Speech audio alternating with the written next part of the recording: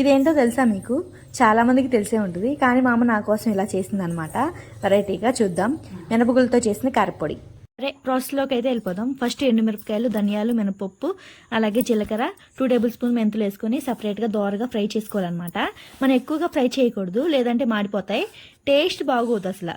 కొంచెం అలా మాడిపోతే, అందుకే లైట్గా కొంచెం అరోమా వచ్చే వరకు ఫ్రై చేసుకోవాలి. ఫ్రై చేసుకొని ఇంకా డైరెక్ట్గా అయితే మిక్సీలో అయితే వేయకూడదు, కాసేపు అయితే ఆరపెట్టుకోవాలి.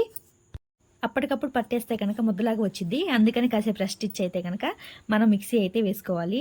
ఇంకా దానికి తగ్గట్టు సాల్ట్ అయితే అడ్జస్ట్ చేసుకోవాలన్నమాట. మనం నార్మల్ సాల్ట్ కంటే కూడా ఇలా గల్లుప్పు వేసుకుంటే కనుక టేస్ట్ అయితే బాగుంటుంది. ఒకసారి ట్రై చేయండి.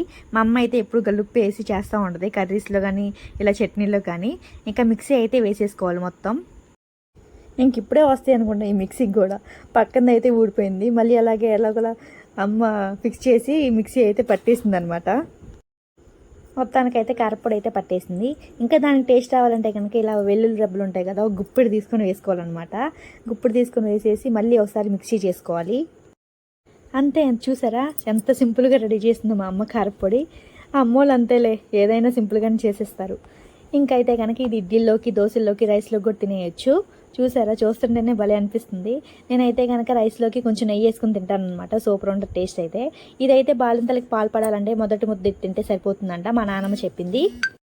సరే, వీడియో అయితే ఎలా అనిపించింది? కొత్తగా చూసిన వాళ్ళైతే సబ్స్క్రైబ్ చేసుకోండి, అలాగే లైక్ చేయండి, షేర్ చేయండి. Bye bye.